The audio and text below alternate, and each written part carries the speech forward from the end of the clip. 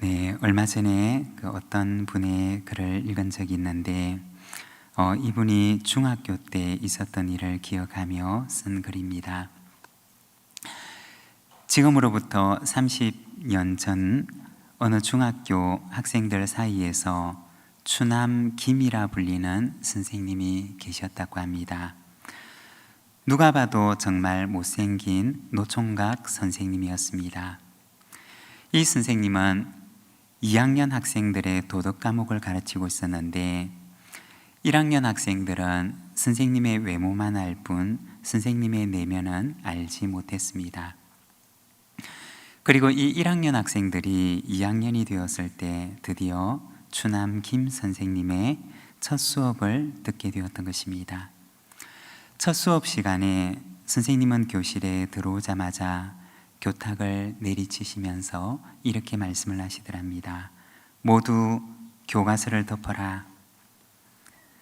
도덕은 이 책 안에 있지 않다. 1년 동안 너희는 진짜 도덕이란 게 뭔지 이 선생님을 통해 알게 될 것이다. 그러자 그 순간 학생들의 환호성이 터졌습니다. 그리고 그때부터 이 선생님은 추남 김이 아니라 그 학생들의 대장으로 불리면서 학생들이 따랐던 선생님이 되었다고 합니다. 여러분, 복음은 어디에 있는 것일까요? 복음은 우리의 삶 속에 있는 것입니다. 고린도후서 3장 3절에 보면 바울은 고린도 교회 교인들에게 편지하기를 너희는 우리로 말미암아 나타난 그리스도의 편지니 이는 먹으로 쓴 것이 아니요 오직 살아계신 하나님의 영으로 쓴 것이며 또 돌판에 쓴 것이 아니요 오직 육의 마음판에 쓴 것이라고 말을 합니다. 여러분, 우리는 그리스도께서 이 세상에 보낸 그리스도의 편지입니다. 우리의 삶으로서 세상 속에 복음을 전하는 저와 여러분의 삶이 되시기를 바랍니다. 오늘은 우리가 누가복음 8장 말씀을 통해서 치유와 회복 그리고 하나님 나라라는 제목으로 오늘 말씀을 함께 묵상하고자 합니다. 오늘 우리가 읽었던 이 말씀 바로 앞에 우리가 지난주에 읽었던 말씀을 보게 되면 예수님께서 제자들과 함께 갈릴리 호수 건너편으로 가시기 위해 배를 타고 건너시는 모습을 보여주고 있습니다. 그리고 거기에서 예수님과 제자들이 탔던 배는 큰 광풍을 만나게 됩니다. 갈릴리 북쪽에 있는 헐몬산에서 내려온 차가운 바람이 계곡을 따라 내려와서 호수 수면의 따뜻한 공기와 만나면서 강한 바람과 폭풍을 일으키기도 하는데 예수님과 제자들이 타고 가던 배가 이 호수 위에서 강한 광풍을 만들어내었던 것입니다. 그리고 주님께서는 그 바람과 물결을 향해 명령하시고 그리고 그 광풍이 잠잠해지는 일이 일어나게 됩니다. 그리고 오늘 우리가 읽었던 본문 26절에 보면 그들이 갈릴리 맞은편 고라사인의 땅에 이르러 라고 말씀을 합니다. 무사히 그 호수를 건너와서 건너편에 도착하게 된 것을 보여주고 있습니다. 그리고 거기에서 제자들이 방금 호수 위에서 만났던 그 광풍보다 더 거센 인생의 광풍을 겪고 있는 한 광인의 모습을 보여주고 있습니다. 그리고 예수님께서는 이 광인을 치유하시고 그의 삶을 회복시켜 주시는 말씀을 오늘 본문에 기록을 하고 있습니다.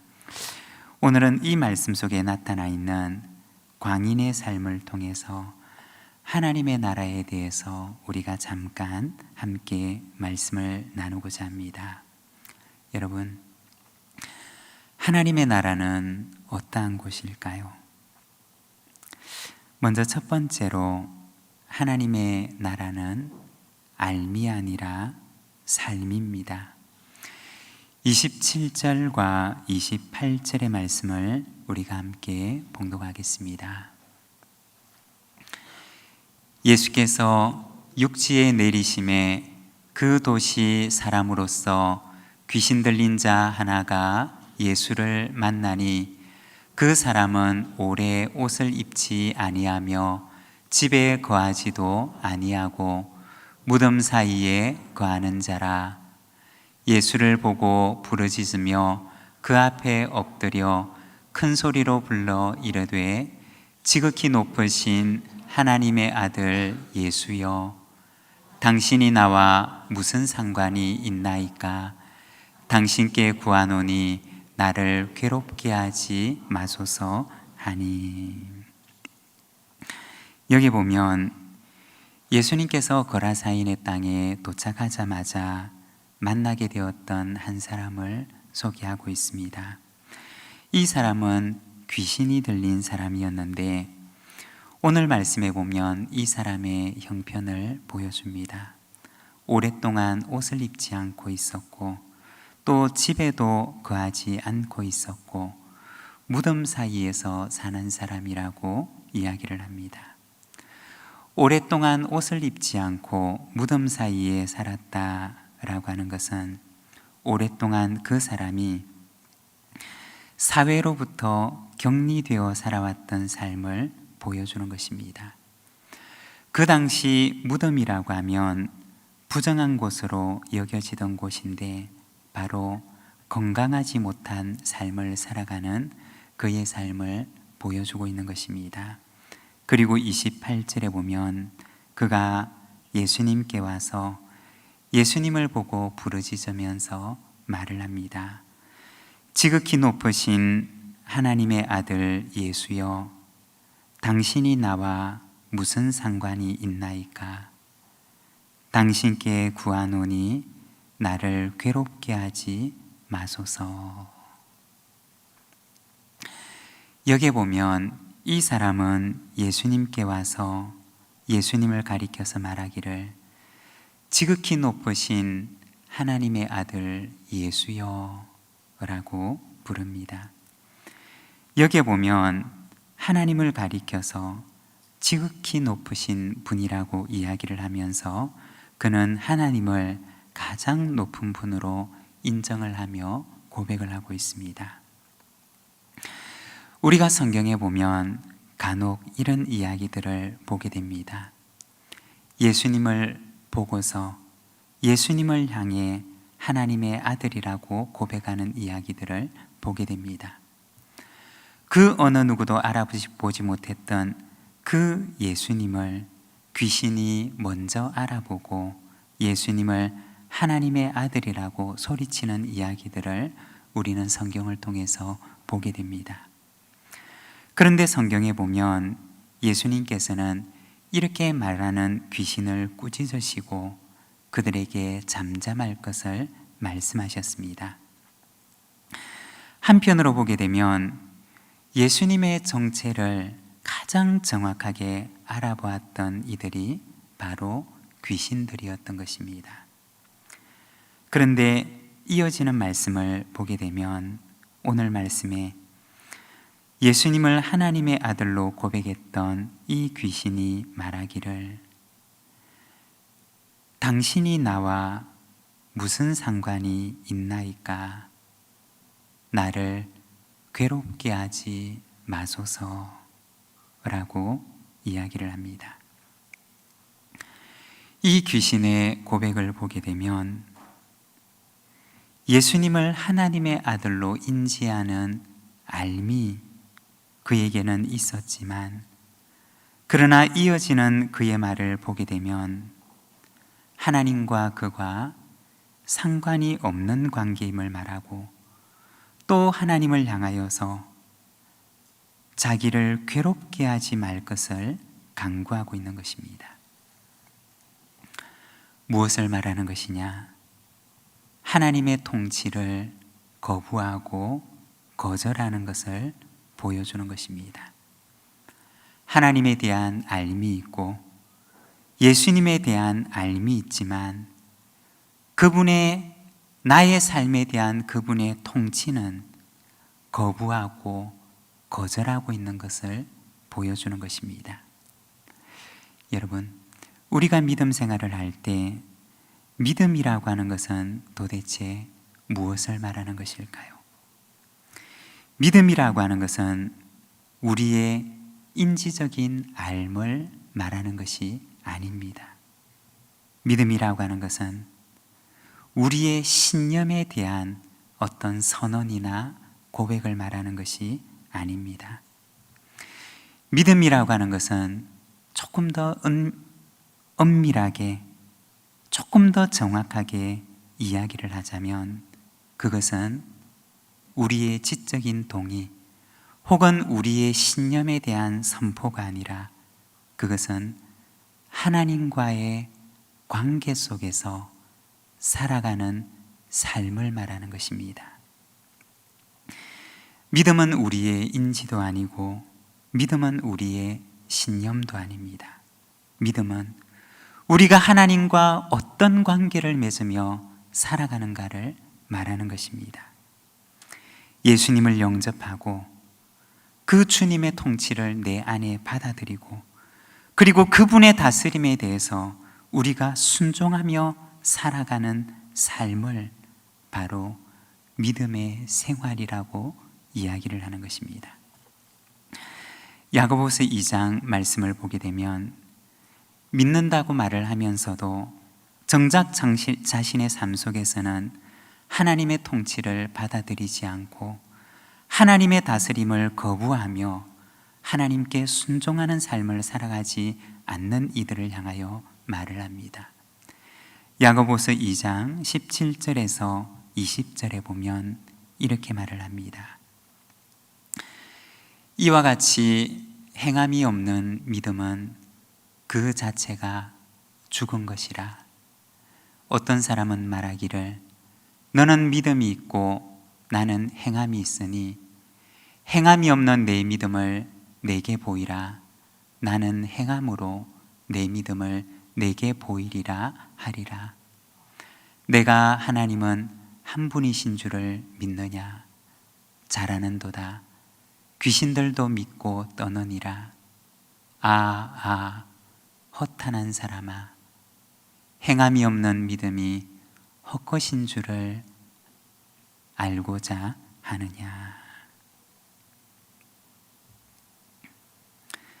믿는다고 말은 하면서도 자신의 삶 속에서 전혀 하나님의 통치를 받아들이지 않는 사람, 하나님의 다스림에 대해서 그의 삶 속에 전혀 순종함이 없는 사람, 그의 삶 속에 하나님 나라의 통치가 임하지 않은 그 사람을 향하여서 이 야고보서는 말하기를 허탄한 사람아 라고 이야기를 하는 것입니다. 여러분, 하나님의 나라는 우리의 알매 영역을 말하는 것이 아닙니다. 하나님의 나라는 우리의 삶의 영역 가운데 속한 것입니다. 하나님의 통치 가운데 살아가는 우리의 삶에 대한 말씀이 바로 하나님의 나라인 것입니다. 사랑하는 여러분, 하나님의 나라가 여러분의 삶의 영역 가운데 임하게 되기를 축원합니다. 그리고 두 번째, 하나님의 나라는 영혼의 회복입니다. 29절에서 33절의 말씀을 우리가 함께 봉독하겠습니다. 이는 예수께서 이미 더러운 귀신을 명하사 그 사람에게서 나오라 하셨음이라. 귀신이 가끔 그 사람을 붙잡음으로 그를 쇠사슬과 고랑에 메어 지켰으되 그 맨 것을 끊고 귀신에게 몰려 광야로 나갔더라. 예수께서 내 이름이 무엇이냐 물으신즉 이르되 군대라 하니 이는 많은 귀신이 들렸음이라. 무즈갱으로 들어가라 하시 마시기를 간구하더니 마침 그곳에 많은 돼지떼가 산에서 먹고 있는지라 귀신들이 그 돼지에게로 들어가게 허락하심을 간구하니 이에 허락하시니 귀신들이 그 사람에게서 나와 돼지에게로 들어가니 그때가 비탈로 내리다라 호수에 들어가 몰사하거늘. 여기에 보면 귀신의 파괴적인 속성을 보여주고 있습니다. 먼저 귀신의 힘의 강력함을 보여주는데 30절에 보면 내 이름이 무엇이냐 라고 물으시는데 귀신은 대답하기를 내 이름은 군대입니다 라고 말합니다. 여기서 군대라고 하는 말은 원어 성경을 보게 되면 헬라어로 레기온이라고 하는 단어를 사용하는데 이 레기온이라고 하는 단어는 그 당시 로마의 군대 조직을 가리키는 용어 가운데 하나인데 그 당시 가장 큰 규모의 군대 조직을 가리키는 말이었습니다. 5,600명 규모의 군인으로 이루어진 여단 규모의 로마 군대를 가리키는 용어였던 것입니다. 이 말은 많은 군대처럼 강력한 힘을 가지고 있는 귀신의 속성을 가리키는 말입니다. 심지어는 29절에 보면 메었던 쇠사슬과 고랑을 끊고 나갈 정도로 귀신에 사로잡히게 되면 강력한 힘을 발휘하는 것을 보여주고 있습니다. 그런데 그 강력한 힘을 가지고 무엇을 행하느냐? 바로 그가 사로잡았던 그 사람의 영혼을 파괴하는 것입니다. 그 영혼을 광야로 몰아가고 무덤 사이에 거주하게 하고 벌거벗은 몸으로 사회와 격리되어 살아가게끔 하였던 것입니다. 귀신의 힘의 그 파괴적인 속성을 가리키는 말입니다. 우리가 이것과 대조를 해보면 성령의 열매 가운데는 온유라고 하는 열매가 있습니다. 성령의 열매 가운데 이 온유라고 하는 열매는 헬라어로 프라우테스라고 하는 단어를 사용하는데 이 단어는 부드러움, 친절함, 그리고 겸손함이라는 뜻을 지닌 말입니다. 그런데 이 부드러움은 어떤 부드러움이냐? 잘 길들여진 힘 있는 말의 부드러움을 가리키는 말입니다. 유약한 부드러움이 아니라 길들여진 힘 있는 말의 부드러움을 가리키는 말이 바로 이 프라우테스, 온유라고 하는 말인 것입니다. 넘치는 힘을 그 안에 가지고 있지만 그러나 절제된 온유함이 그 힘을 붙들고 있기 때문에 그 힘 있는 말 속에서도 발견되는 부드러움이 바로 이 프라우테스라고 하는 단어인 것입니다. 성령님께서 우리 가운데 임재하시면 어떤 일이 일어날까요? 성령님께서 우리의 영혼에 찾아오시면 우리에게 어떤 열매가 맺혀지게 될까요? 야생마처럼 그 힘을 절제하지 못해서 그 힘을 어떻게 해야 될지 알지 못하는 야생마 같은 우리에게 성령님께서 찾아오시게 되면 우리 안에 성령의 열매를 맺게 하시는데 바로 절제된 힘을 갖춘 마치 잘 훈련된 말과 같은 온유함의 열매를 우리 안에 갖추게 하는 것입니다. 가지고 있는 힘을 어떻게 사용해야 될지 알지 못해서 힘을 아무렇게나 사용하는 것이 아니라 오직 그 힘을 가지고 주인의 명령과 주인의 말씀을 기다리며 오직 그 말씀에 따라 그 힘을 사용할 줄 아는 부드럽고 온유한 힘을 갖추게 되는 것입니다. 이것이 바로 성령님께서 우리 가운데 찾아오실 때 우리 안에 맺는 온유의 열매인 것입니다.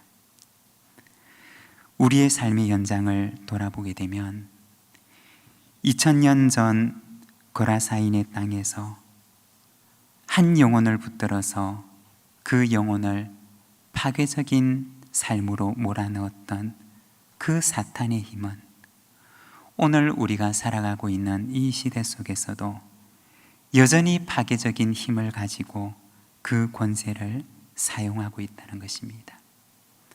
그가 붙들었던 그 영혼을 파멸로 이끄는 그 파괴적인 힘을 가지고 그가 붙든 영혼을 바로 영원한 죽음 가운데로 인도한다는 것입니다.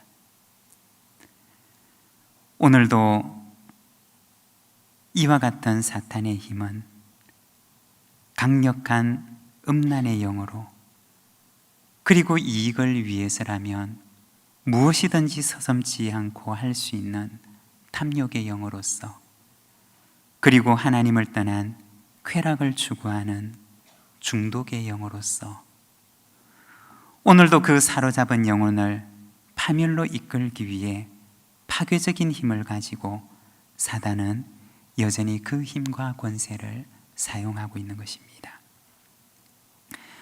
오늘 말씀에 보면 거라사인의 땅에 이르신 주님의 모습을 보여주고 있습니다. 광풍의 위협에도 불구하고 오직 거라사의 귀신의 파괴적인 힘 아래서 고통받는 한 영혼을 만나기 위해서 우리 주님께서는 그 호수를 건너십니다. 그리고 그 광풍을 지나 주님께서는 그 땅으로 찾아오십니다. 그리고 이 영혼을 회복시켜 주시고 그리고 주님께서는 거라사인의 땅을 떠나 다시 갈릴리로 돌아가십니다.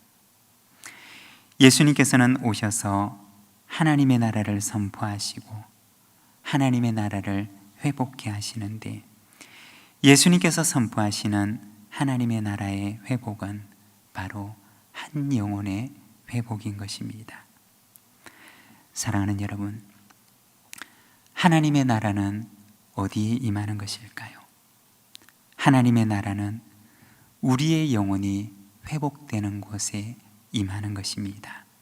오늘도 우리가 살아가는 삶 속에 하나님의 통치와 하나님의 다스림이 회복되어야 할 영역들이 참으로 많이 있습니다.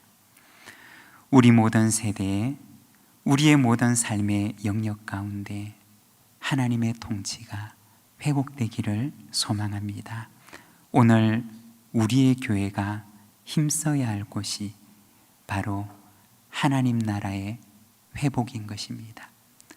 오늘도 귀신의 그 파괴적인 힘이 한 영혼을 붙들고 괴롭게 하는 그곳에 오늘도 교회가 하나님의 나라를 선포하고 그 영혼을 회복케 하는데 하나님 앞에 쓰임을 받는 주님의 교회가 되기를 소망합니다.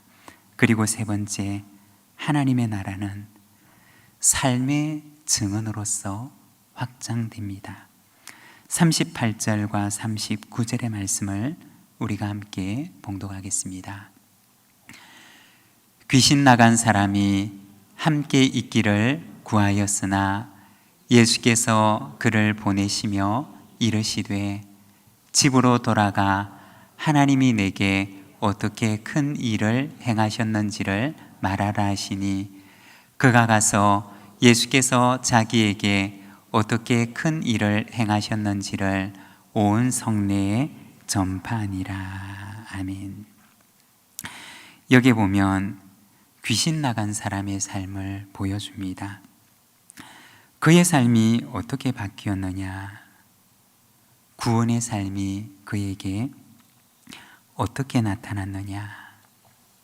바로 공동체로 돌아가서 함께 살아갈 수가 있게 됩니다.